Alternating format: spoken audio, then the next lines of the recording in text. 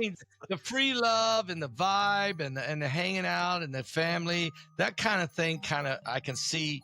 That's one thing. People grab it. But when you says, oh, dude, and by the way, we're going to be, it's apocalyptic, dude. It really is. The Beatles are talking to me. We're going to rule the world. Yeah. That's when Charlie's lost it, right? That's when don't take the brown acid. That's when it was too bad. It was too much at that moment. That they're going to rule over everything. But the worst part, that's a bad idea enough. When Charlie says that to me and I'm in the commune, I'm like, okay, I'm out. Yeah. Maybe time to switch tribes. Maybe we find new commune. But then when Charlie says we're going to kill people and blame it on African Americans to start a race war, that's when I'm gone. Hey guys, before we jump into the episode, I've got some exciting news to share. Our brand new website has just been launched and is live at paulbegleypodcast.com. This is now your one-stop hub for everything podcast related. So instead of scouring all over the internet looking for links to the show, you can stream every episode, watch our latest YouTube videos, check out our guest directory to see who's been on the show, and even read our brand new blog for extra content. And if you're enjoying this podcast, we encourage you to leave a review right on the site. There's no login hassle needed to do this. Everything's right there. It's easy to access, mobile friendly, and it's built for you. So while you're listening today, take a second to check it out. paulbegleypodcast.com. Now back to the show.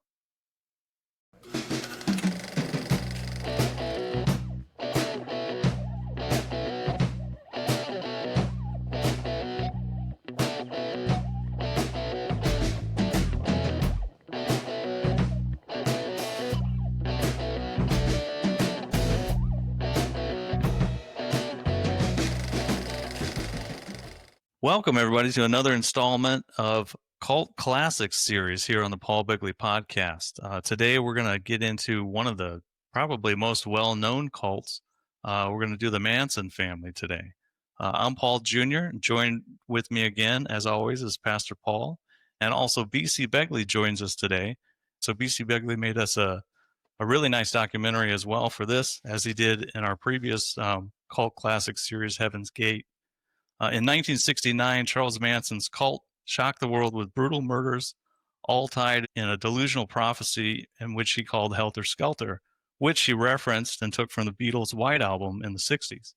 Why does this matter today? Because deception is alive and well, and Scripture warns us to stay vigilant.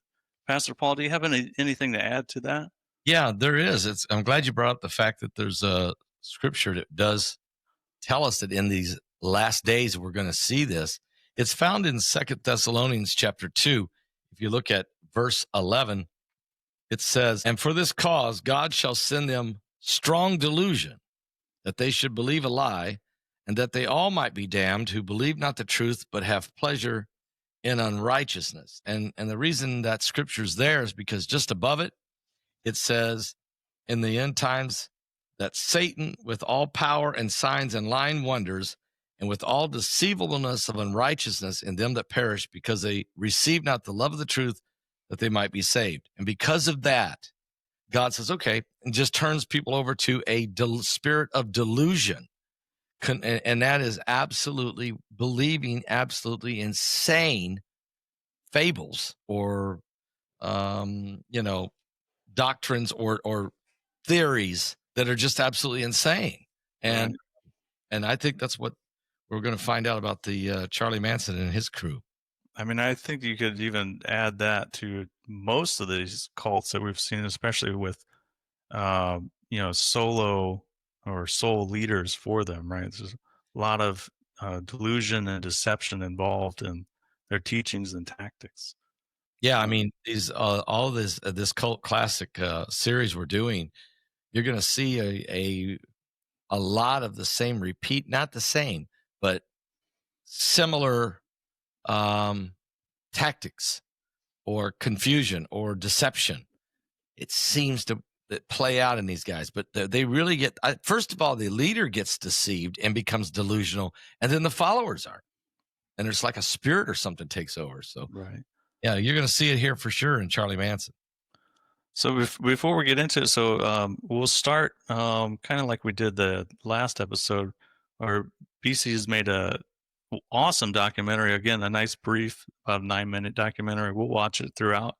But I wanted to just kind of um, talk a little bit before we go into like this cult and the court cases and everything that's kind of happened ever since the Manson family is actually really messy. And I think there's a lot of things to it that are still not known. And I don't know if we'll really ever know the whole true story of it. So we're going to give you a lot of different angles to think about in here. And I just wanted to put a quick warning here because YouTube likes that. This episode does discuss violent crimes, so listener discretion is advised.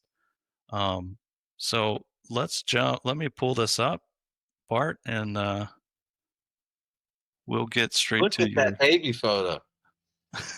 Yeah, is that Charlie Manson? That's Charles Manson's baby photo right there. You'll see Wow. this in the documentary, but check that out. Yeah. That's wild. Wow. Look at his eyes. I wonder if I can do the full screen and if it's gonna. Yeah, Oh, that's good. there you go. Charles Manson was born on November 12, 1934, in Cincinnati, Ohio, to a 16-year-old Kathleen Maddox, a troubled and alcoholic teenager. Manson's early years were marked by neglect, instability, and abuse. His mother served time in prison, and Manson spent part of his childhood in foster homes and reform schools. By the age of 13, Manson had already committed various petty crimes. Over the next 2 decades, he was in and out of prison for offenses including auto theft, forgery, and pimping. Despite being uneducated and marginalized, Manson was highly manipulative and charismatic, traits that would later help him form his own cult-like following.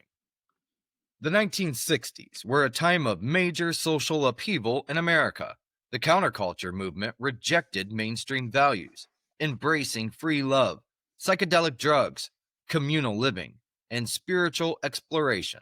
This environment created fertile ground for charismatic leaders like Charles Manson, who could prey on vulnerable, idealistic youth. In 1967, the quote, Summer of Love brought thousands of young people to California. Manson, who was recently released from prison, moved to San Francisco and then to Los Angeles, preaching a blend of fringe philosophies, quasi-spiritual teachings, and apocalyptic predictions. He combined elements of Scientology, the Beatles' music, Eastern philosophy, and his own delusions into a disturbing personal ideology. Wow. Wow, what a start. Yeah. Wow. So he obviously had a rough childhood. There's some impact there. Yeah. You know, mom's in and out of prison. Yeah. It's the 40s, 50s, or whatever. So he grows up in Cincinnati, Ohio, extremely poor, and he himself is in and out of trouble. Does it say who his father is? No, it doesn't. It doesn't say his father. What did you say? His mom was a 16-year-old too. His mom was a 16-year-old So- Patty, and she was in and out of prison. So he's in a very unstable home situation. Right. And so he doesn't take long, and the only example he has is his mother, and she's going into prison in and out. And so he takes on a life of petty crime, right? I mean, he starts out right with the only thing he knows. And it looks Right. like it looks like manipulation was a huge part of what he did, and it looked like he honed his craft right there young, probably Right. to manipulate his mom and his grandma or whoever was around Sure. when he was young. So it looks like, years of experience leading up before the call. This is probably where those seeds are planted. Right. Well, I mean, also with that too. So, I don't want to read the whole Wikipedia page on Manson, but yeah, he was kind of set up for failure to start from a young mom and not a lot of direction. But he served a lot of time in and out of jail through his youth, even before what ultimately ended up happening after the Tate and LaBianca murders, Manson was essentially a ward of the state. He was in and out of prison his whole childhood. Even before this, the 1960s counterculture. Well, I'm sorry, leading into the counterculture of the 1960s, and then Manson was there in San Francisco area. He had served, I think, 8 or 9 consecutive years in prison before he was pretty much released on parole in that area there. So there was, sure, he probably, he was not an educated man, but I'm sure that he learned a lot of street tactics and the ways of the world from inside his prison cell there. I was going to say that he also learned a lot about manipulation in prison. Right. That's it's all about manipulation in prison. That's the only way to survive or to get commissary or protection. There's just a lot of manipulation has to go on. So he learned there. He was already being a street kid. He's been in and out of juvenile homes and detentions and foster care, and he's just And there's nothing to do in prison, so I'm assuming he read a lot. Right. Was honing his becoming smarter on his own time. Right. The best way to do it, in a way. And he was he was learning all of the traits that was going to make this cult what it was, as far as manipulating people, as far as probably talking circles around things or reinforcing his point over and over and over again. There was probably certain things that by the time he got out of prison the last time and he goes to San Francisco in the 60s, and the hippies are all drugged out, and he's really smooth talker at this point. He's like got a PhD in it. Yeah, from the prison time and everything else. Plus, he's probably got a little bit of education. Back in the 60s, there was no internet. So I'm assuming he read a lot, learned a lot, and then manipulated these kids because he was somewhat older than them. Yeah, wasn't he? He was. And all the girls and most of them were all late teens, early 20s. Yeah, he was older than them. So they were young, impressionable, coming to California, taking drugs, doing the hippie movement, which was just lowering your, awareness. And then here comes Charlie singing because he was a musician.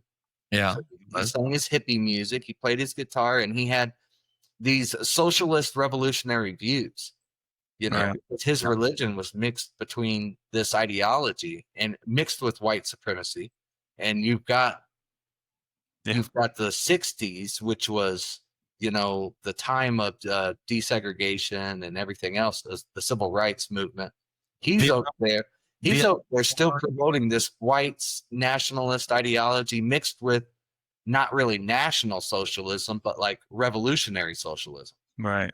And so these hippie kids, this is what California was. I'm not going to say it was all about, but there was a large number of people that were into these ideas. Well, you had the Vietnam War going on too, and the peace movement was huge. Plus, you had the Cold War. And so he's thinking about a nuclear annihilation because everybody is. It's in the culture. Everybody's thinking about this. So all of these things are converging at the same time. And he is slightly older than these people. Prison savvy, street kid savvy, I can see how historically, he probably read a lot on Hitler, the Nazism. He probably read a lot about the nuclear age, the Cold War, as you said. Vietnam was going on. We're fighting communists over in the jungles of Vietnam. We don't know why in the world we're there. Right. Psychedelic drugs are coming to the scene, and that's really frying some minds, and people are really freaked out. And then you throw in the Elvis Presley and the Beatles, and that's shaped. They went from country music and some easy rock. Rock wouldn't even rock soda pop 50s music. Yeah. We're going from sock hops and stuff to you know, the Beatles and Freedom and Right. and Elvis Presley and the whole nine yards. So this was an unbelievable, like you said, Bart, a convergence Yeah. of a transformation, a revolutionary time in American culture. Right. Right. Plus, they were the hippie movement itself was about communal living and free love and expression and spiritualism. So it was And the whole standard family just got thrown out. And remember, he didn't come from a standard family. right. So he was the perfect guy to preach the message, Right. feel the vibe. And Yeah. they're all jumping in on this thing and then play a guitar And yeah. there's nothing to bring these people back around. There's no social media. There's no internet. There's nothing to feed them an algorithm from outside of their little Haight Ashbury world. You know what I mean? Right. Yeah. They're stuck there. Yeah. You know? Absolutely. What's that behind you, Bart? Is that his ranch? That is Spawn Ranch. Yeah. Yeah, let me pull that. Spawn Ranch or Spawn Ranch or however you call it. There it is. Here we go. That's a This Spawn is Ranch. This is where Charles Manson and the family lived. This is where they got raided after the LaBianca and Tate murders. This is in California. It's an old movie set, right? And they just abandoned the movie set. They said, let's just hang out here. There's nobody around. And Right. The hippie movement promoted this like communal living way of life. No bills, responsibilities, free love, happiness, LSD all day. So they Right. went to this abandoned movie theater set to live that way. And Charlie needed a family, and this was a perfect way to form a cult. Plus the culture of the time was, hey, this is cool. It's cool to go take LSD and sing hippie songs and live in a commune and Right. wear a Che Guevara t-shirt. This was part of the coolness of the time. This was was Simon and Garfunkel, were they in this period, or did they come in the 70s? I can't remember. Were they Peter, Paul, and Mary and Simon and Garfunkel and these guys that, Well, I mean, the Summer of Love was 1969, right? Right. So that was, Woodstock and Simon and Garfunkel. I'm not yeah. I'm not sure if they were around then. I'm not throwing them under the bus. I'm just saying that style. That style. Simon and Garfunkel, Peter, Paul, and Mary. And the Papas. Yeah. Mamas and the Papas, Jimi Hendrix, the Zombies or whatever. the band. Yeah. Yeah, and it was that era, and even James Taylor come along, with his wonderful style. I still love his music, but I mean, all of that kind of come along, and then the Rolling Stones too. The Rolling Stones, yeah, the Beach Boys. Actually, so Manson was actually friends with Dennis Wilson, the drummer from the Beach Boys too. Yeah, he was. Yeah, Charlie thought he was going to get a record deal. Yeah, he thought that people were feeling his music for sure. He thought that he was a hit out there in San Francisco. Of course, he also spent some time in Los Angeles. I think Charlie liked the warmer weather personally. Yeah. Well, I think he didn't stick around in the winter, Yeah, I mean, he was close enough. I mean, he was actually really close to making it as a musician. And the Beach Boys. So when Charlie was spending some time with Dennis Wilson, I think he even was living with him for a little while and sharing his girls with him. I forgot the name of the song, but the Beach Boys actually recorded and published on one of their albums one of Manson's songs that he wrote.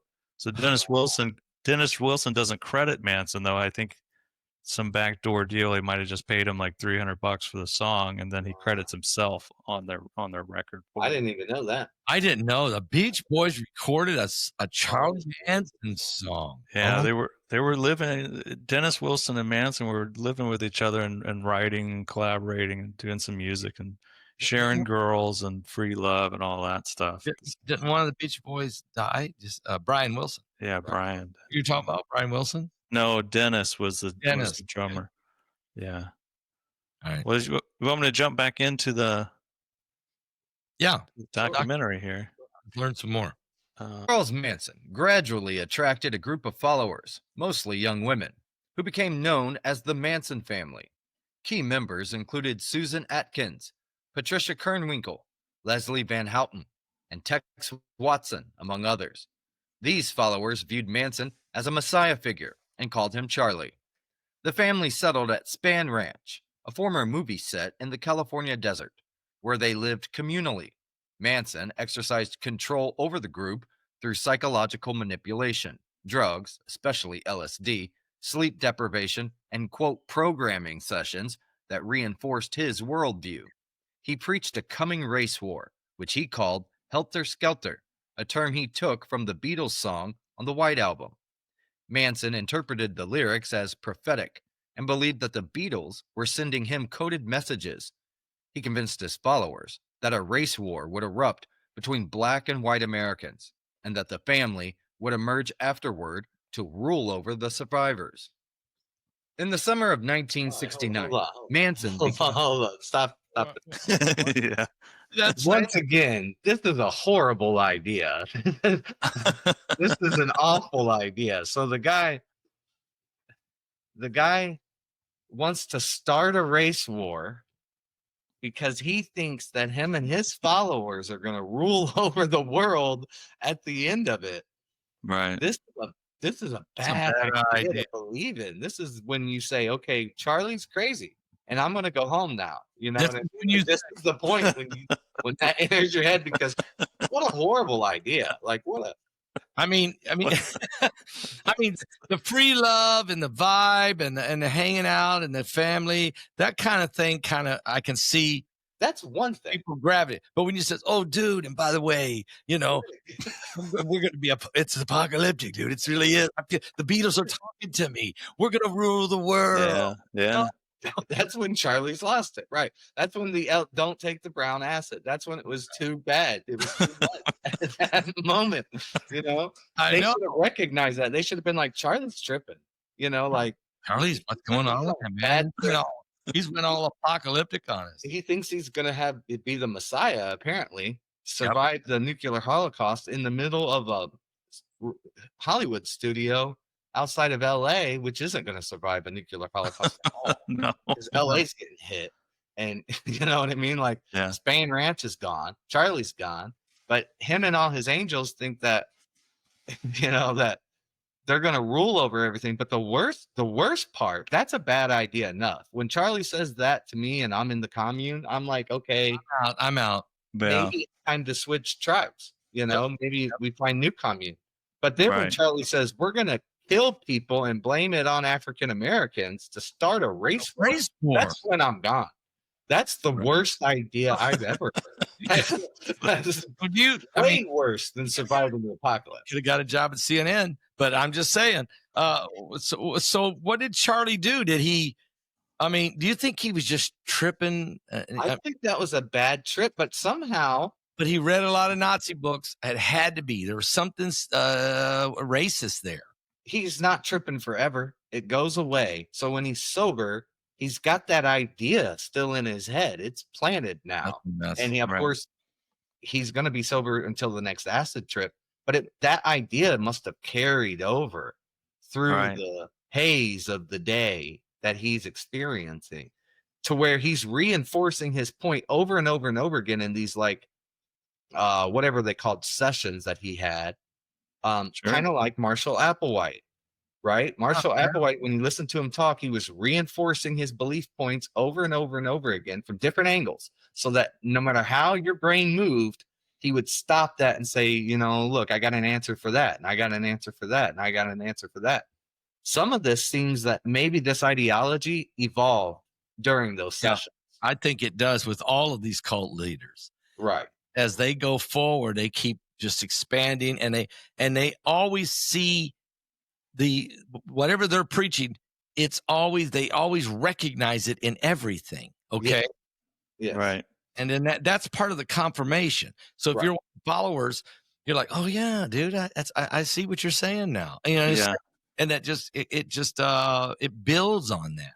Right. Plus the group think, everybody in the commune wanting to be on the same wavelength of thinking, instead of individually thinking for themselves. Yeah, instead of individually expressing themselves, no matter the opinion. Right. Everybody is wanting to be on the same opinion.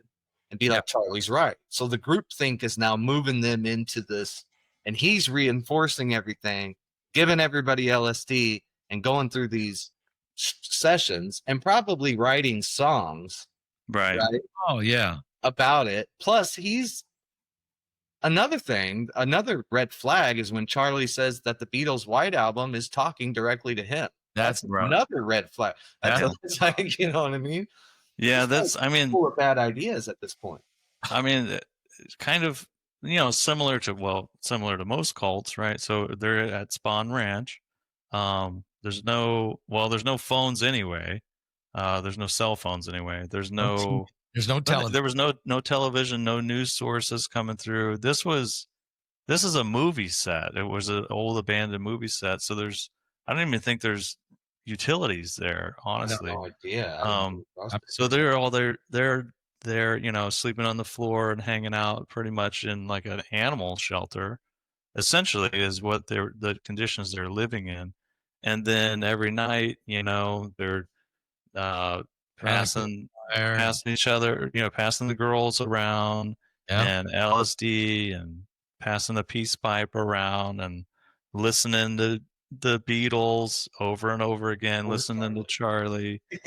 Charlie. And then Charlie would go on to sermons, and I think there was the recent Netflix documentary Chaos mentioned as well that Manson was able to almost cite or recall the Bible verbatim. So he could mix in biblical things, apocalyptic analogies. Well, I would say whatever. I'd say he read the Bible completely and maybe a couple times over in prison. Yeah. He's reading the Bible. He's reading books on Nazism, apparently, or maybe a Scientology. And he also mixes Hubbard, or whatever that guy was writing. Yeah. Right. He also mixes Eastern philosophy like Hinduism and Buddhism. So like the whole yoga, meditation, breathing thing, he was privy on that too. That was part of the communal living, Yeah. So he's coming at it with a lot of knowledge. He sounds like an expert. Yeah, he sounds like an expert. And there's a scripture in the Bible.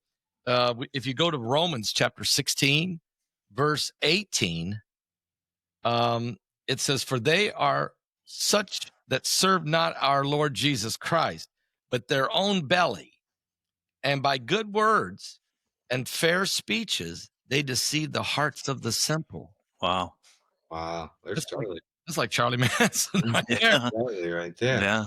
Wow. That could be Adolf Hitler. I know. It could be Adolf Hitler. Still, to me, of all the cult, and we got to do Hitler at some point, of all the cult leaders that we're going to get into in this classic, the greatest one of all is Adolf Hitler. Oof, yeah. This guy convinced a nation, and not just it's not some nation that's on some little island somewhere or, somewhere in the Congo. No, I'm talking about an industrial nation with high intelligent scientists and capabilities, an entire nation. He swung them to follow him. I mean, we'll talk about him later, but he had the same manipulation tactics too. It looks like they're all using, and Marshall Applewhite and Jim Jones, this reinforcement technique. No matter what question you ask, well, what if I got an answer for it? Well, what if I got an answer for it? So it seems like this is a key. When this starts happening to you and your friend group, that guy is that's the red flag that you need to be self-aware of. You know what I mean? Yeah. All right, so I'm going to try this, and I don't know how YouTube works. But maybe I can just... If you play any music, if you play any music at all, they don't like it. Oh, boo. No, you can play any music. It's just that they're going to then they'll be putting commercials on. When I get to the bottom, I go back to the top of the slide. We'll stop and turn and then go for a ride. Then I get to the bottom and I see you again. Yeah.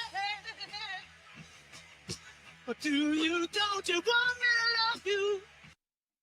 Wow. There you go. That's Manson's Helter-Skelter. Well, so this is right. So that clip right there is just from. I love the song, but that's Helter-Skelter from the Beatles' White Album. Isn't this album way different than most of the Beatles' music, though? I mean, I think most of their albums are all different from each other, to be honest with you. Because you start out when the Beatles come out, they come out with "I Want to Hold Your Hand." Okay, you got Well, yeah. and then later, we got "Imagine All the People," or "Hey," I think "Hey Jude." In my opinion, there was a little rivalry going on between them and the Rolling Stones, and I believe that both of them were influencing each other to create different styles on the most recent albums. I think this played itself out in the '60s. They were both British bands, British Invasion, and Jimmy Page was in the Yardbirds at the time, so this was before Zeppelin. So think about Charlie. He listens to this White Album and he gets into this Helter-Skelter thing, and to him, it's speaking to him. The anti-war, the Vietnam War thing, the whole. He's like you said, Bart. He grew up in the segregation, so he saw the forced segregation that was going on. The cultures were clashing, and he was thinking, we got to have a race war here. Well, can I add to that, Pastor? Yeah, go ahead. Just a couple interpretations from some of the tracks that are on the White Album, right? So that we just listened to a clip of Helter-Skelter. So Manson's interpretation so they listened to this a lot, and this was pretty much his playbook for what was going on. So his interpretation of Helter-Skelter was the impending race war and chaos he must help initiate. So we already saw that in BC's documentary. But there's also, and that's not the only song he was interpreting. So there's also a song Piggies, which is symbolic of the establishment pigs to be overthrown, aka or just like the white picket fence family, fat cats in Hollywood, right?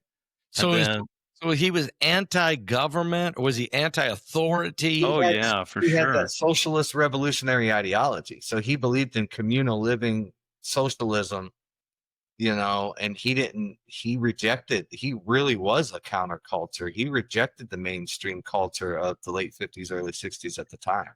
So plus he's from Cincinnati, Ohio. So there wasn't it was more racially severe, going on over there than it was liberal over in California. So he's bringing all this from a different worldview to the people. Plus, so Jim Jones was from basically New Albany, Indiana, and then he went to Indianapolis where he got his church really going, before he went to California. Charlie Manson's from Cincinnati, Ohio. So you got these Midwest guys, who are like, they go to California to just say, let's get free from all that, and just it's crazy. But once again, you got these Midwesterners making the trip to California. Well, don't tell anybody we're from the Midwest. Then. I'm not saying anything about it.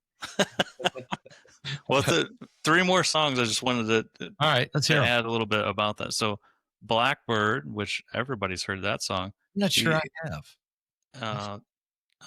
I can't say. I'm not going to sing on here, but but his interpretation is it's the Black Uprising, where he believed it to be about African Americans rising up, right, in the 1960s. Luther King and the Black Panthers. The Black Panthers, okay. Yeah. And then civil rights, right, and a lot of protesting, a lot of Southern protesting. You had Jim Crow and forced integration into the high schools and everything else. Yeah, well, actually, on one of the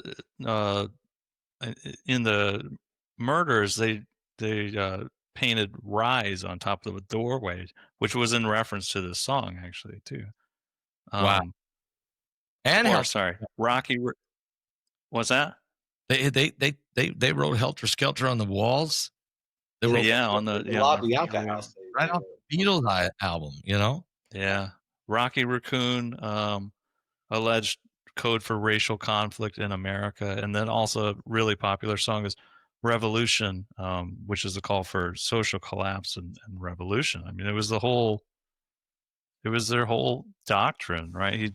He preached this into his followers, his family there. They're all on LSD, free love. Beatles are great. Everybody loves the Beatles anyway. So I why don't not think though, twist it I into don't, this? I don't think this is a master plan. I don't think he sat down somewhere the year before and planned this. I think that, as with most cults, this is on the fly. This is the Beatles come out with this album. He hears Sure. it, and all of a sudden he has this crazy idea, and then he has to reinforce his point, and it keeps evolving. It's like they create these ideologies. It seems like on the fly over the course of decades. It doesn't seem like they sat down in a room, wrote a master plan, was like, "Here's how I'm going to manipulate everybody and start a death cult." No, You know, this is an evolving thing. Or it's organic. It's spontaneous, and he's doing a manipulative capability. He's very charismatic. He's grabbing whatever comes along that can help feed his message, and he becomes Messiah. I mean, he's their Messiah, right? He's he's the savior. It's going to bring this revolution on and bring this race war on. We're gonna take down the man, and make this world what it should be. I mean, this is kind of what his message. Right. Matter of fact, sorry. let's see what all he says. Increasingly frustrated by his failed attempts to secure a music career. He had connections with music industry figures, most notably Terry Melcher, a producer and son of actress Doris Day, but his hopes were dashed when Melcher refused to record him. Manson believed that violence would ignite the race war that he had predicted and elevate him to a godlike status, so he instructed his followers to commit murders that would appear racially motivated, to frame Black Americans, and to accelerate the chaos. On August 8, 1969, Manson ordered Tex Watson, Susan Atkins, Patricia Kernwinkle, and Linda Casabian to go to a house in Benedict Canyon that had once been rented by Terry Melcher. Manson did not have a grudge against the current residents, but symbolically targeted the location. Inside the house that night were actress Sharon Tate, 8 months pregnant and married to director Roman Polanski, her friends Jay Sebring, Abigail Folger, and Warwick Frykowski, and Stephen Parent, a visitor who was leaving as the killers arrived. The murderers brutally killed all 5 victims, using knives and guns. Tate was stabbed 16 times. The word pig was written in her blood on the front door. Wow. The savagery of the killings shocked the nation. The next night, Manson led another group, including Van Houten, Kernwinkle, and Watson, to the home of Leno and Rosemary LaBianca in Los Feliz. This time, Manson participated briefly but left before the killings began. The couple were tied up and murdered in gruesome fashion. The words "rise," "death to pigs," and "helter-skelter," which was misspelled, were scrawled on the walls and a refrigerator in blood. The Los Angeles Police Department initially failed to connect the murders. It wasn't until October 1969, after a raid on Span Ranch, originally for car theft, and a tip from Susan Atkins, who had talked about the killings while in jail, that detectives pieced the events together. Manson and several family members were arrested and charged with the Tate-LaBianca murders. The case against them was built largely on Atkins' grand jury testimony, and later Linda Casabian's cooperation as a key witness. The Manson family trial began in June 1970 and lasted more than 9 months. It became a media circus. Manson carved an X onto his forehead, later reshaped into a swastika, and his followers protested outside the courthouse, mimicking his gestures and chanting. Prosecutor argued that Manson was the mastermind behind the crimes, controlling his followers with cult-like influence. Though he did not personally kill the victims, he was convicted of first-degree murder for orchestrating the crimes. In January of 1971, Manson, Atkins, Kernwinkle, and Van Houten were found guilty and all sentenced to death. Then the death sentences were commuted to life in prison in 1972 when California briefly abolished the death penalty. Tex Watson was tried separately and also sentenced to life in prison. Charles Manson spent the rest of his life in various California prisons, including San Quentin, Folsom, and Corcoran. He became a pop culture figure, the embodiment of evil in the American imagination. I'm going to stop there because there's a lot to talk about here. So let me pop this off here. So a few different things. So anybody that's looked into, and most people have looked into at some point, the Manson family, Charles Manson, right? Because he's charismatic, and this is it's interesting. That's why we're doing it on here, and a lot of people like to look at that sort of stuff. But for the longest time, the thought process of this was what we were just talking about, right? Helter-Skelter. And actually that was the famous book that was written by the lead prosecutor. His name is Vincent, last name Bugliosi, I believe that's correct. So he was the lead prosecutor of the trial, but at the same time, he was actually already starting the book Helter-Skelter, which is the number one, is the most popular true crime story book that's ever been written. So the prosecutor of the trial Is the author of Helter-Skelter. the author of Helter-Skelter. Yeah. is the author of Helter-Skelter. He said, I know this is going to be crazy, so I'm just going to start writing this now. It's a crazy story. Wow. Yeah. And for the longest time, so I referenced the Netflix documentary that just came out recently. It's called I forgot what I think it's just called Chaos. Chaos. It's based on a book that was written about 4 or 5 years ago by author Tom O'Neill, and his book is called Chaos. Let me look at it again real quick. Actually, let me just share the screen. Yeah. Let me pause here. Whoops. Okay, so Tom O'Neill's book, Chaos. All right, so it's called Chaos, Charles Manson, the CIA, and the Secret History of the 60s. So I listened to the audiobook of this, and this is the first time I was ever introduced to this sort of angle as far as the Manson family goes. And it gets really, like, I recommend you go watch the documentary. The book is even better because there's way more context to it. It's like a 20 or a 30-hour audiobook. Excuse me. But pretty much what Tom did, right? So he was on an initial project, to write about an anniversary of the Manson murders for a newspaper that by the time he was done with all of this was no longer in business anyway.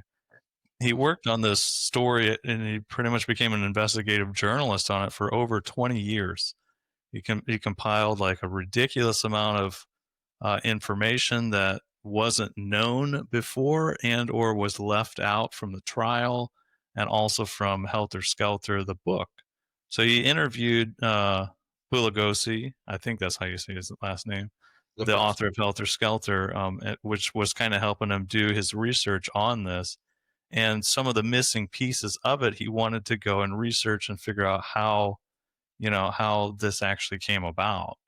So the result of his 20 years was this book that he compiled. So now, again, he doesn't draw a distinct conclusion. He just gives you extra information that he figured out, right? Manson was violating his parole. His parole officer was not really checking in with him. He was pretty much allowed to do whatever he wanted to do in San Francisco and LA and Haight-Ashbury area. Also with this, Manson actually, his parole officer was at a clinic in San Francisco called the Haight-Ashbury Free Clinic. So his parole officer would be there to meet him weekly, but he would also bring his girls in there to, get STD treatment or, pregnancies or whatever else was going on in the 60s. If you keep going even further, I mean, this is really, it goes really far, right? So there's a psychiatrist that works there by the name of Jolly West, who is also involved with treating Jack Ruby and determining him to be clinically insane after he killed Lee Harvey Oswald. So Jolly West could be a huge piece of this story if you wanted to go with the conspiracy theory angle, which is pretty much what the book is about. But ultimately, Jolly West was he worked for the CIA for over 20 some years because he did some work with I believe it was Korean POWs that pretty much gave over their location. I forgot the full details of it to the Korean army, and he contributed that to. They were doing some sort of brainwashing to them, so he got involved with that. And so what had come out of Jolly West's work with the CIA is he was actually working for them to develop MKUltra. So again, we might do a series or an episode just on Jolly West because I think it's really interesting angle. Is he saying that? And I understand what MKUltra is, and there was a secret CIA. It's a Jason Bourne kind of thing, right? Right. The movie Jason Bourne. But are they trying to say? Is this guy trying to say that Charlie Manson was an operative or being manipulated by the CIA to help create a race war? I don't think he's coming out and saying it, but I think he's saying there's evidence to suggest that a psychiatrist who treated Charlie worked for the CIA and was developing MKUltra. So there's a degree of separation that's really close there. Now, I don't think the guy comes out and just says this is a fact, but I think he's saying here is what is fact, and you can draw your own conclusions. Right. So I can't really say that the CIA or MKUltra manipulated Charlie, but it's close enough to ask enough questions. It's a close enough connection. Yeah, in his book and his documentary, he puts that in there where Jolly West was working at the free clinic there. However, he was never able to put Manson and Jolly West together, so he was never able to find that piece. But West worked out of that clinic right there, in the free love hippies movement, and he even had, I think, 7 to 9 grad students that grew their hair out and they were studying hippies and all of this stuff, working right there in the clinic, offering free health care. This clinic was even received federal government grants as well. So it could have possibly been a shadow CIA clinic, but I don't know. And here's the question about that is what would be the CIA purpose of trying to, if they were manipulating the hippies of that era and using Charlie Manson, even if it wasn't Charlie Manson, but to others maybe? What's the reason? What were they trying to accomplish? At this point in 1969, we got to understand that JFK's dead, Bobby Kennedy's dead, Martin Luther King's dead, Malcolm X is dead, and the civil rights legislation has already passed. Vietnam War is still going. So what would be the motivation to convince Charles Manson to start a race war? If they were in on it, let's just say, if the CIA, yes. That's where we are. The civil rights package bill has already passed. So it's not to foment sympathy to pass the civil rights legislation. No, okay, that's already done. It's not. Go ahead. It's not in reference to the Kennedys, and it can't be anything to do with Vietnam because Vietnam was before, during, after. So if that's true, what would be the motivation? Yeah, right. I would say it was part of the communist manifesto, the Naked Communist, and that I put in my book Revelation 9/11, which has an agenda to overthrow America from within by creating chaos. Is it possible that some of the communists had got their way into the CIA, that they were actually working in the CIA? Not saying that the CIA's whole purpose was to bring down America with a communistic regime. Right. Yeah. But subversive elements. I'm looking for the angle. The angle here. Right. Yeah. I mean, the angle that I would say makes the most sense to me anyway is this would have been a way to use a figure like Manson that they wrote all about to pretty much kill the hippie movement. So okay, so your point was let's take a useful idiot is what they call him, a UI. Yeah. Let's this useful idiot, Charles Manson. Let's make him The poster child of hippies. of the hippies, and let's kill Yeah. this free love, this whole hippie thing. We can't control this thing, and if this keeps growing and more of these young people get into this way of living and doing, this country is hell bent. So we got Exactly. to shut if this your movement kids go to, if your kids go to California and they're doing LSD, they're going to become murderers, right? They listen to the Beatles, right? I mean, Take LSD, you know. you're- from the 50s, the parents of the 50s, that's what they were thinking. I Oh, mean, know, yeah. really strong. Yeah. And so that might have been, you might have just nailed it instead of You the, might have just nailed it. you Yeah. might have said, kill the hippie movement. Right.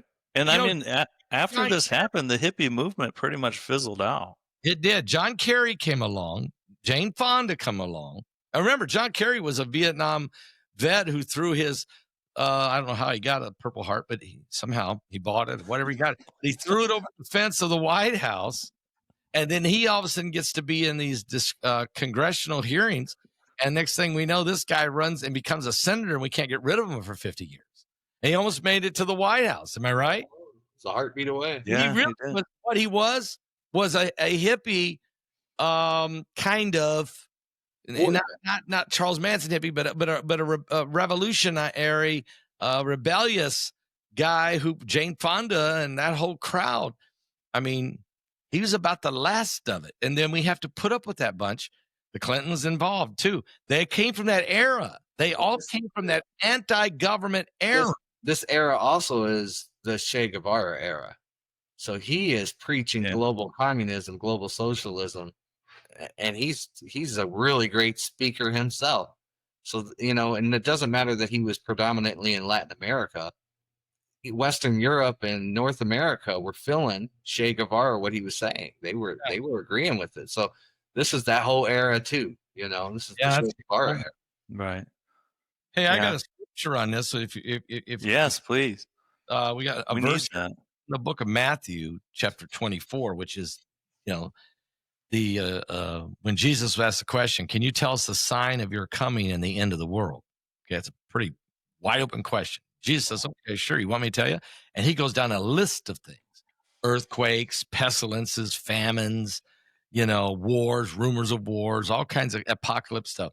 But 3 times, the number one thing he wants to talk about 3 times in 24 verses is this: there shall arise false Christ and false prophets, and they shall show great signs and wonders, insomuch that if it were possible, they shall deceive the very elect. 3 times Jesus warns of false Christ and false prophets who will come and manipulate and do things. And in this cult classic that we're talking about, we're here's another false prophet. Really, Charlie really is. Oh yeah. His twisted view on religion and culture and race and free love and family and hate the man and stick it to the pigs and all that. I mean, he would be a false prophet. Just that maybe he isn't Jim Jones, but I think he referred to himself as the Messiah at some point. Yeah, as well. So I mean, that's obviously false prophet teaching. He was giving out there. Warning that this is the kind of personalities, like whether it be Applewhite, these guys are coming, and there's more of them out there. We go, who can sway whole countries. Yeah, countries. Mass. I mean, and they're out there right now working. There are people like this. I mean, look, or al-Baghdadi and ISIS. That's a recent one. Or al-Baghdadi, Osama bin Laden. Yeah, or Osama bin Laden. But entire religious movements. Right. And like I said, Baghdadi. Yeah, Baghdadi. Because they thought Baghdadi. They believed he was the Mahdi. They had him in the Mosul or in Mosul doing that big mosque. He got that speech, and ISIS swept through. They had momentum on their side for a moment. They really thought they had it locked in. Yeah. So they were drinking al-Baghdadi Kool-Aid hard. And And really, I mean, if you look at this, Baghdadi and ISIS, they came to power during the Obama administration because when Obama withdrew the U.S. troops out of Iraq, Create that vacuum. he created a vacuum and left a ton of weapons and Toyota Tundras. There was already sectarian violence in Iraq between the Shia and the So when they gave them all these guns, these M16s, and they had Toyota Tundras with the key in ignition, yes, they did. Yes, they did. And they come roaring through Iraq and Syria, decapitating and new momentum from this charismatic leader who had been in Guantanamo, led out, was I think one of the most respected Muslim clerics in Guantanamo. Yeah, he was able to come back to the Middle East. I'm a survivor, and and he led them to this path.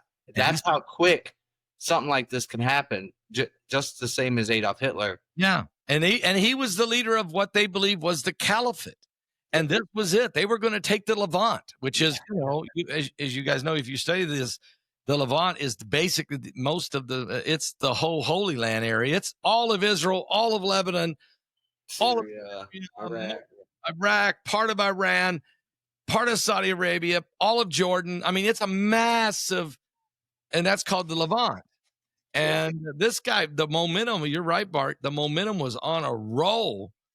And again, another false prophet. And they don't have to be in Christianity. That false prophets can be in other religions, and we see that happening. It doesn't have to be classified as a cult that we know. No. Cults can be huge nation-swaying people, charismatic, influential people on a global scale. It doesn't have to just be a localized 47 people in a commune.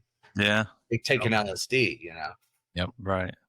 All right. I just wanted to give a little bit. So like, that's why, this Manson thing is so popular too, is the charisma of him, right? He says obviously he says a lot of crazy stuff, but just look at his delivery, like Pastor, you were referring to when we were talking about Adolf Hitler, right? The delivery, the rate of speech, the encapsulating, the believability of, what he believes what he's saying, right? Mm-hmm. The way he brings it across. So I just wanted to show this is one of the prison interviews after the murders of Manson here. And let me try to full screen it for you guys. Did you do that? Chair's getting hot, huh? Very theatrical too. Mm-hmm.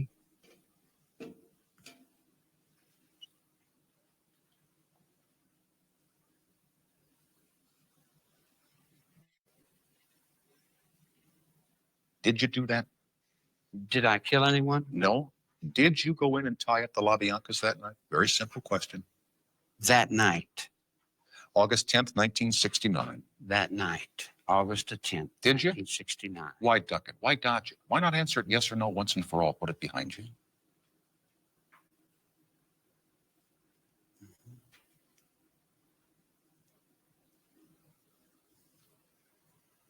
Did I kill anyone? Did you tie up the LaBiancas?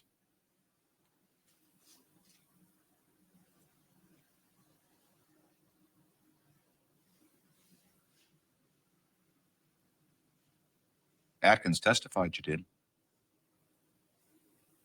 That's what Susie said. That's what she said. Yeah. And you remember, you were in the courtroom when she said it. She's written 3 books, and each time she said something different. Mm-hmm. Each time. Did you tie him up? Did I? Mm-hmm.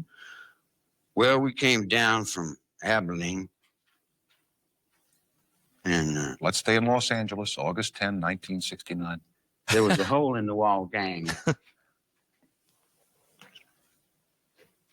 Why don't you want to talk about it, Charles? Why don't you want to? Because I'm an outlaw, and I go so far, and then that's all you know. Wow. And if you did, that's like asking Jesse James. And if as others have written and as others have testified and as the media has reported, you did that. Yeah. And you sent your friends back in to do the deed. Aren't you a coward? My friends back in to do the terrible deed. Doesn't that the make wicked deed. Did we have the castle there with the vampires and the Frankenstein and the bugs and lizards dying in the deserts? Do we have the water that's dying and the whales are being killed and the seals are Here we dying? go again. Lay it off on somebody else. Let's Yeah. point to all the other Oh, injustices. I'm in the world all by myself? Yeah, Yeah. on this one you are. Yeah. Yeah. Wow, this is It's crazy. okay.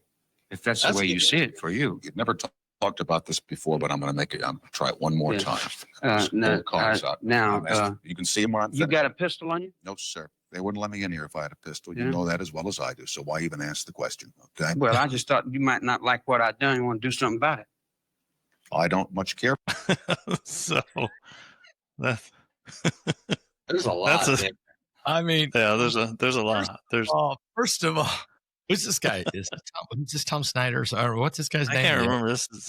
This is 60 Minutes Australia. I love how Yeah. he's smoking a cigarette when he's Smoking doing a the interview. They don't even let you do that no more. He's smoking a cigarette, interrogating Charles Manson, and it is a brilliant interview. I mean, His sideburns are incredible. I would give this guy an Oscar for journalism on how he's trying to draw this out of Charles Manson. Yeah.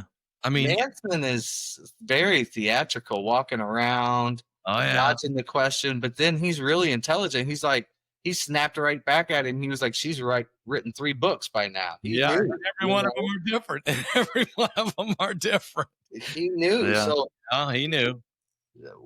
yeah, that's a lot. There's a That's lot a there. great interview. Who does it say? Who the interviewer was? This guy at 60 minutes. People look at you today, 20 years later, and they still have no idea what you're about. Tell me in a sentence who you are.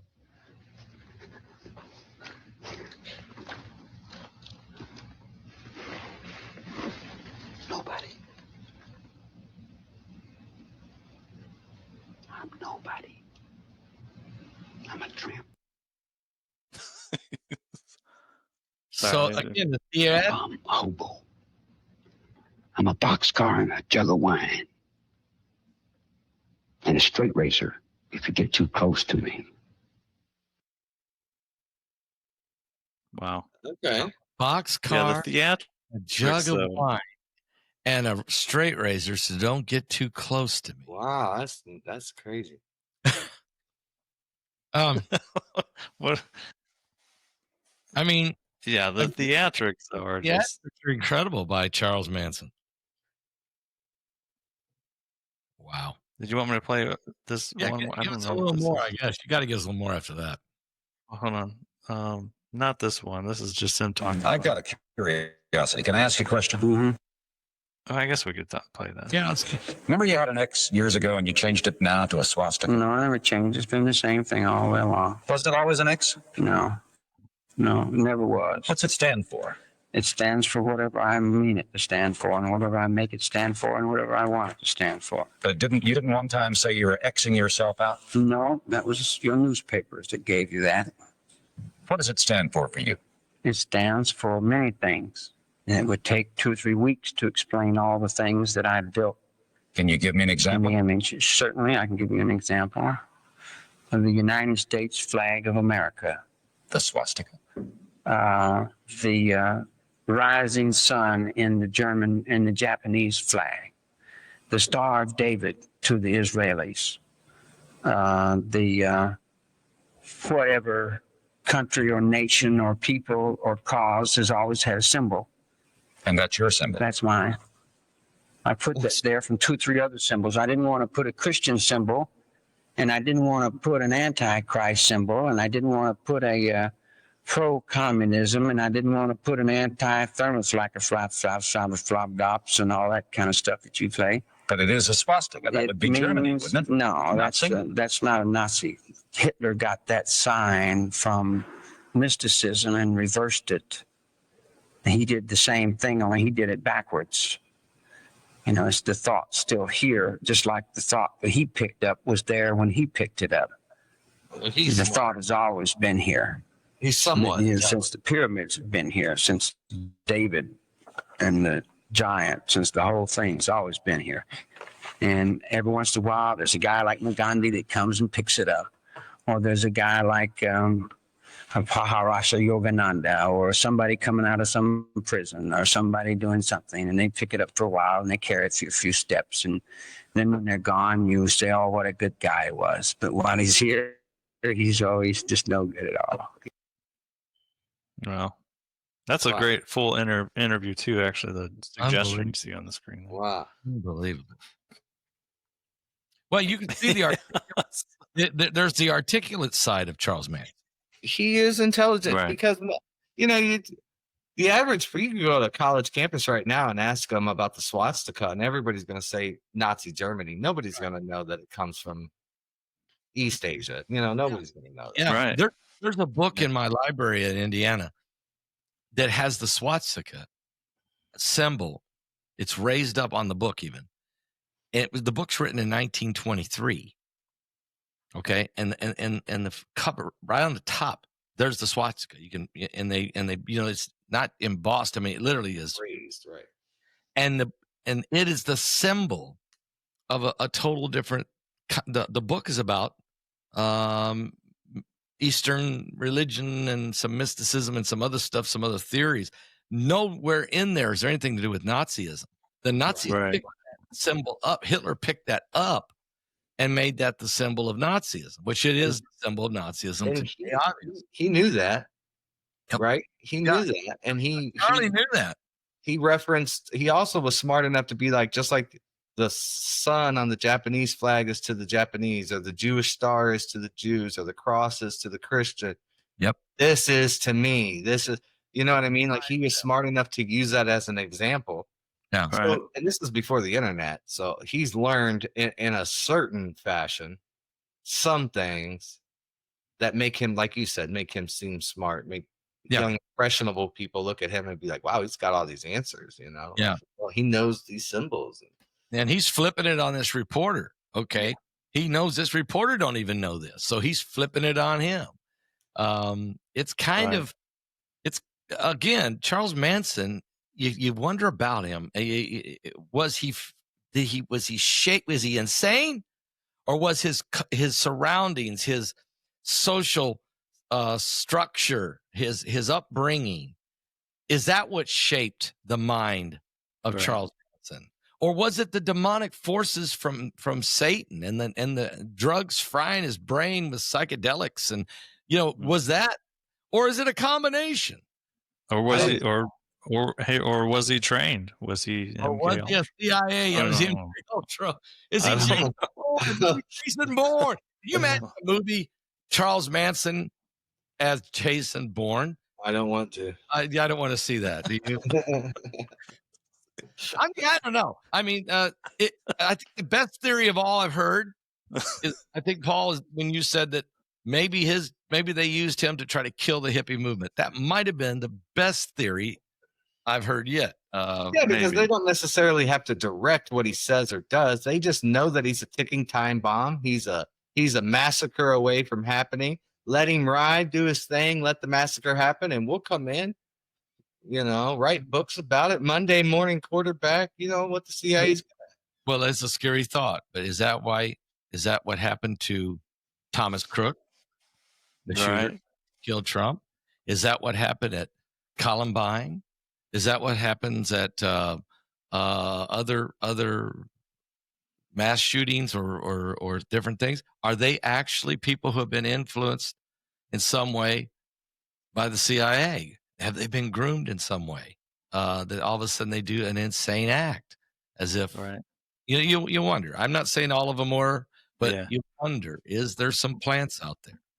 Yeah, I just want to make that distinction. We're not saying all of this. We're just throwing out. Oh no, we're not saying it. Alternative theories. Theoretic, and we're not saying the CIA's all they want to do is go and do crazy stuff, because we understand that's not true. This Central Intelligence Agency does a lot of stuff and a lot of information. And there's so many different elements of it that are probably battling each other from within. We just never hear about. Yeah, I have a feeling that there's good and bad for sure. There's a power struggle within every one of these federal agencies, and not just them, but in most companies, corporations, religious settings. There's always a conflict for power. Right. Or did they just, or was it opportunistic when nobody knew about Charlie Manson? Maybe, maybe the CIA or everybody didn't have a clue about it. Maybe he just, it just happened organically. And when it happened, they were like, well, here's our opportunity to end the hippie movement, mass media coverage, interview stories, scare people, fear.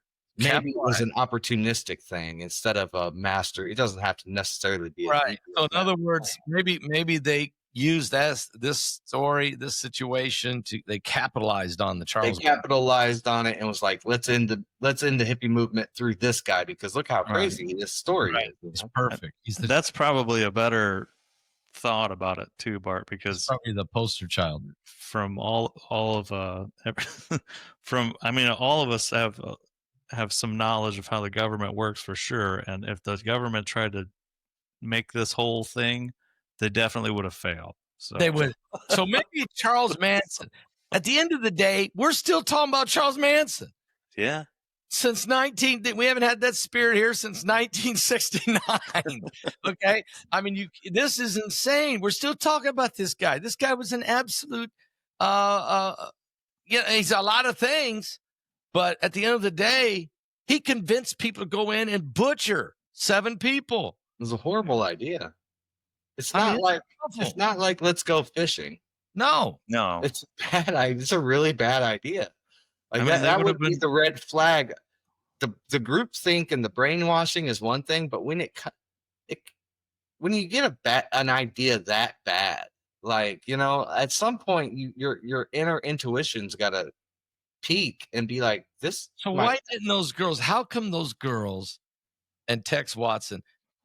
They had to have almost sold their soul to Charlie to go do this to innocent people. I mean, they all couldn't have been insane at the same time. That's true, right? Like, so I don't understand. Well, why that little voice inside them didn't say, "Wait a second, Charlie's lost it," or "Charlie's really high," or whatever. Well, I think what happened is they came under the influence of this demonic presence that was really possessing Charles Manson, and they then become affected by it. They become under the spell of it. However you want to say it, but they're definitely under the influence, and this is definitely demonic. The guy, he's a little crazy. Well, when you were playing that clip a little bit ago, I was, sitting there thinking, I can't wait to see what he says next. I couldn't look away. So, it's super entertaining. He's got a way of captivating you. You know what I mean? Because he captivated me for a moment. I didn't believe what he was saying, but I just was like, "This is what's this dude? I've never experienced a human like this before. What's he gonna say or do next? This is wild, right?" I can't remember what the movie that Edward Norton is in, where he plays American History X. Is it where he has the split personality? No, that's Fight Club. No, it's Split. I mean, he gets accused of a murder. And he has literally he's 2 different people. I know the movie. I just don't know the name. Yeah. It's probably one of the best acting things I've ever seen in my life, to see a person actually be able to do this. Yeah. And when he went into that crazy mode and they were filming him in that room, you didn't know what he was going to say next. You were hinged on every word. You were so caught up and fascinated. He has a way of captivating you because you've never experienced a human being like that before. Right. So now it's like a circus. Now what's he going to do or say next? It's like if you go to the circus and you see the flying trapeze, you don't see that every day. So you're looking at it like, how are they doing this? What are they going to do next? I'm captivated. Yeah. And Charlie had a way of captivating everybody that way. And I think it's a demonic influence. There's no question it was a demonic influence because of the deeds. You can do it by the proof is the ability to convince people, like Hitler did, convince people to butcher people, like Baghdadi did. Yeah, that's the line that I'm having trouble understanding, because I'm captivated by you and you're saying some crazy stuff. But then when you say, "Bart, let's go kill people," I'm going to be like, no. Well, so you've lost it somehow. Crazy. It's just crazy. There's a couple things with that though. The comparison with Hitler and Manson is pretty good because, right? So maybe there's that theatrical thing was their way of artistic expression, honestly, because Hitler was a failed painter Yes. turned Hitler, and Manson was a failed, Yeah, I and guess you another, could say failed. He never made it musician that They turned both were decent at it. They both were close. and another right. person was Mussolini. His theatrics. I don't know if you guys ever seen a Oh lot of. yeah, oh yeah. I've seen his speeches. Yeah, He's got that bravado, and he's got that square jaw. yeah, and he's got the facial expressions, and he's captivating everybody with the way he's speaking. So, Yeah, there's yeah. something to that, definitely. Manson for sure. Yeah, he has you on like on the edge of your seat listening to him. Though, but And when sorry. when he gives you an LSD sugar cube, you're probably really locked in to his Yeah. theatrics and his stuff, because Oh these yeah, people weren't listening to him sober. They're on LSD. They're probably right. seeing the words come out of his mouth. in That's real true. time, That's true. you know what I mean? So Yeah, they're probably so locked into this guy, and they're on Span Ranch. He's taking them out of LA. He's taking them out of San Francisco. That random priest or preacher or that housewife that's buying a new vacuum isn't there to change their algorithm to be like, oh, she's buying a new vacuum. Right, What am and I he's- doing? What am I doing sitting here, right? And Yeah. he's taking them all out of their family units. He's There's taking no them to this family unit or Isolation. location where the familiarity of normal does not exist. Right. What we're doing and creating exists day in, day out. You don't have that postman that brings you back to when you were a little kid and you saw the postman. There's nothing that brings you back, Right. right. Well, let's listen to the rest of this documentary here. He gave interviews where he often spoke in riddles or incoherent philosophical ramblings. Manson died on November 19th of 2017 at the age of 83 from natural causes. Most of his followers remain in prison. Susan Atkins died of brain cancer in 2009. Leslie Van Houten was granted parole multiple times, but only released in 2023 after decades of denial. Patricia Kernwinkle and Tex Watson remain incarcerated. Manson's ideology was an incoherent mix of pseudo-religion, white supremacy, race war prophecy, and pop culture references. Central to his worldview was Helter-Skelter, which he claimed would be a global revolution triggered by racial violence. He also considered himself a Christ-like figure, comparing his planned sacrifice to Jesus. However, Manson's beliefs were fluid and opportunistic, often tailored to manipulate followers or to justify his actions. He used LSD and sex rituals to break down followers' identities and replace them with his own dogma. His control extended so deeply that members were willing to kill for him without hesitation or any remorse. The Manson family murders were a defining moment in American history. They symbolized the dark side of the 1960s counterculture, shattering the idealism of the hippie movement. The media portrayed the family as a cautionary tale about cults, drugs, and youth gone astray. The story inspired countless books, films, documentaries, and academic studies. A book entitled Helter-Skelter became the best-selling true crime book of all time. Pop culture depictions range from Roman Polanski's grief, he lost his wife Sharon Tate, to fictionalized portrayals in the films like Once Upon a Time in Hollywood, where Quentin Tarantino reimagines the events with a different ending. Manson's image, wild-eyed, swastika forehead, and ranting, became an icon of evil. He inspired fascination in music, art, and fringe movements, though often in a critical or horrified tone. Charles Manson never physically committed the murders that made him infamous, yet his influence was so powerful that others killed at his command. His story is not just about one man, but about a cultural moment when idealism collided with violence, and when the promise of peace gave way to unspeakable horror. The Manson family cult remains one of the most chilling chapters in modern American history, a stark reminder of how charisma, ideology, and manipulation can lead ordinary people to commit extraordinary evil. Another thing, he was a narcissist. You know, he's got main character syndrome. I mean, he thinks he's the star of this. He thinks he's the star of his own little sitcom. Everybody else is just background characters and noise. Yeah. Everybody else is just he's Mario. He's the main character, and he doesn't realize that Koopa Troopa has wants and loves and opinions and a family too, right? He doesn't understand that. So he's just Mario getting through every level as fast as possible. He doesn't know, he's not taking the time to understand that every single mushroom and turtle duck or whatever has got Never, a little family. never in my life thought we would hear you compare Charles Manson to Mario on Nintendo. Would never put that together. It probably never will happen again. But Bart, that was a great documentary, by the way. It was really good. It was really good, and you can watch. Bart does documentaries. You can find him over at his channel, BC Begley channel on YouTube, and there's some really good work. Patreon has all the documentaries too. Do you have all of yours that you did for all the webinars we've done? Yeah, Patreon has all the documentaries. YouTube only has some that I've decided to let YouTube have, but I can't but give all up of your documentaries, all the ones you've done for all the different webinars we've done is all on your Patreon channel. Yeah. There you go, folks. Good reason to sign up for his Patreon channel. Absolutely. Well, I think we nailed Charles Manson one way or the other. Yeah.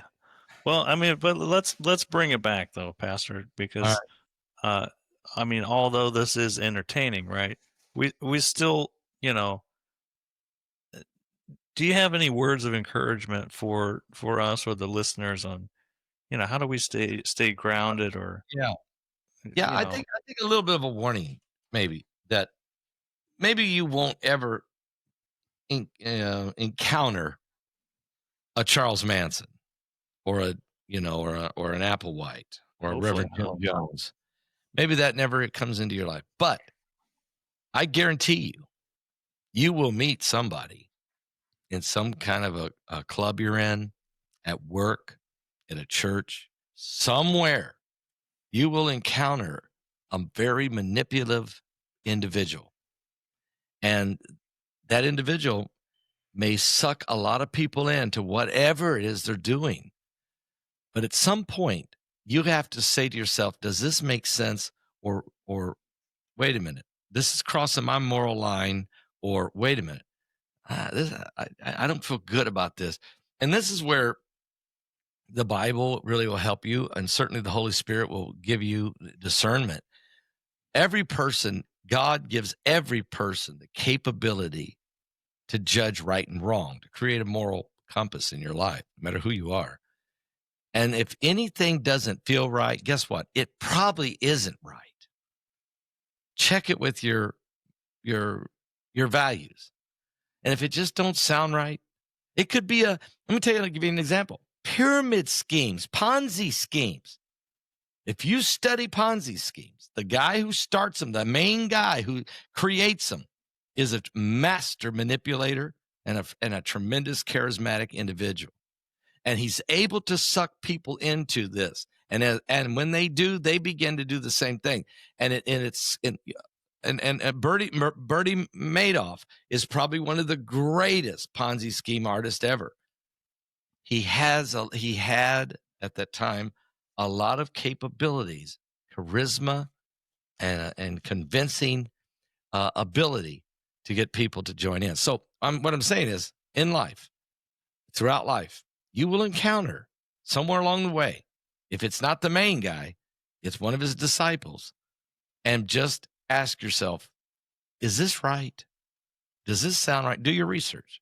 And there's a lot of them on YouTube or on the internet. There's a ton of them out there. So ask yourself, is this right? Does this sound right? It's what Bart said. You know, keep that moral compass, keep that. Don't let, if that light goes off, it's probably a reason. Okay. It's probably a reason. Yeah. Like you were saying, Pastor, and you as well, Bart, if you don't encounter Mario, you might encounter Koopa Troopa. Who's that? I thought it was Mario and Luigi. Those little No, the disciples. Like, The Luigi had it. Was he in that? I got the wrong one. Remember, guys, I was born before Atari. Okay, I was 8 years old when Atari came. Pong. Boom. You understand? Okay.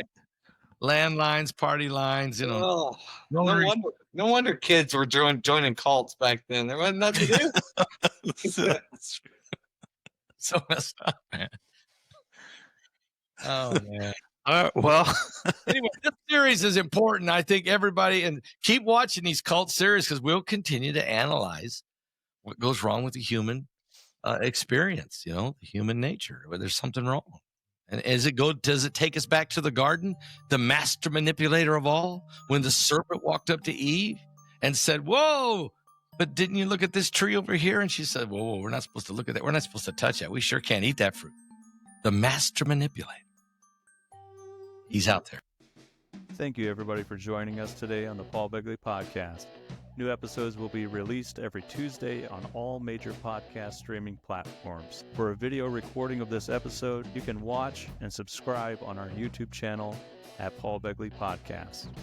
Hey guys, we want you to connect with us. Follow us on X and Twitter at Paul Begley Pod. We'd love to hear your questions you want us to answer on the show. For additional Paul Begley content, go to our website at paulbegleyprophecy.org. If you've thought about it, we'll talk about it. Paul Begley Podcast.